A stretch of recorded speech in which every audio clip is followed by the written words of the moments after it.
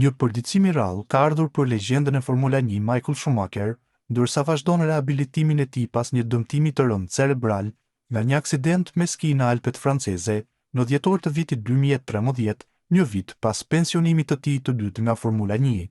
Schumacher ishte duke mbajtur helmet në momentin e aksidentit, gjë që sipas mjekëve i shpëtoi jetën.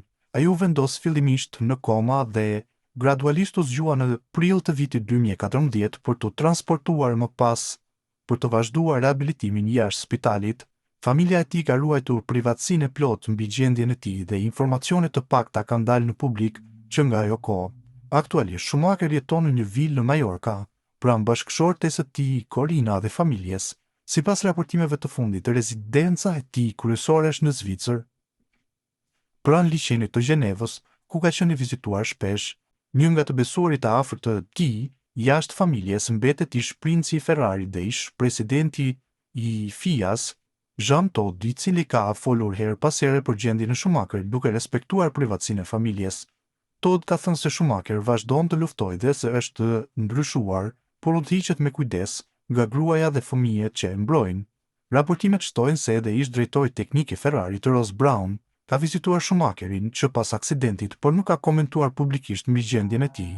Ky përditësim i rrallë ofron një pamje më të qartë mbi jetën e legjendës së Formula 1 pas aksidentit tragjik, duke treguar se ai vazhdon të jetojë me mbështetjen e ngushtë të familjes dhe miqve më të besuar. Kryetari i Aleancës për Ardhmërinë e Kosovës, Ramush Haradinaj, ka ngjitur sot majën e Bistrës. Ai ka ndarë një video me ndjekësit e tij në rrjetet sociale përmes së cilës ka treguar se për të arritur në këtë maj, ka ecur plot 4 orë. Shëndetje, sot e kemi ngjit majën e Bistrës, 4 orë ecje.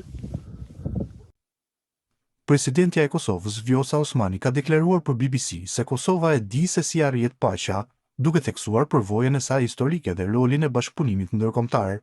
Osmani, një ndër lideret botërore që i është bashkuar bordit të paqes të presidentit të Shteteve të Bashkuara të Amerikës Donald Trump, dhe e tha se ka shumë arsye pse Kosova është bërë pjesë e këtij mekanizmi. Ajo kujtoi se 26 vjet më parë Kosova ishte e shkatruar nga lufta dhe se ndaj popullit të saj po kryhet gjenocid, ndërsa ndërhyrja e Shteteve të Bashkuara me mbështetjen e Mbretërisë së Bashkuar dhe vendeve të tjera demokratike shpëtoi jetë dhe i hapi rrugë paqes, lirisë dhe pavarësisë së vendit. Osmani sot në një intervistë për BBC tha se ka shumë arsye për Kosovën që është bërë pjesë e bordit të paqes.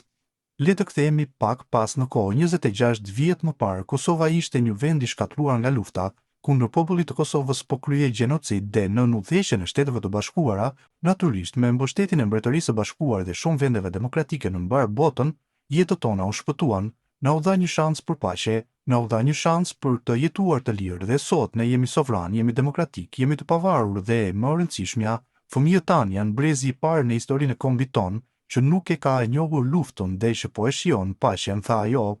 Sipas saj, ne e dim se si mund të arrihet paqja dhe ajo arrihet përmes veprimeve. Në atë kohë, unë isha një fëmijë i lufte dhe u rrita non grata dhe si të gjithë të tjerët në brezin tim, jetët tona ishin në rrezik. Por thelbi është ky, ajo që po dëgjonim atëherë ishte rezoluta e Asamblesë së Përgjithshme e OKB-s. Ishim copa letre, ishin fëmijë, por nuk kishte asnjë veprim derisa Shtetet e Bashkuara ndërhynë dhe mobilizuan botën për të na ardhur në ndihmë, theksoi ajo. Duke shtuar se arsyeja e parë është ky dallimi mes krijimit të paqes dhe ruajtjes së paqes, ne kemi nevojë për një organizatë fuqishme ndërkombëtare që merret me krijimin e paqes dhe arritjen e saj.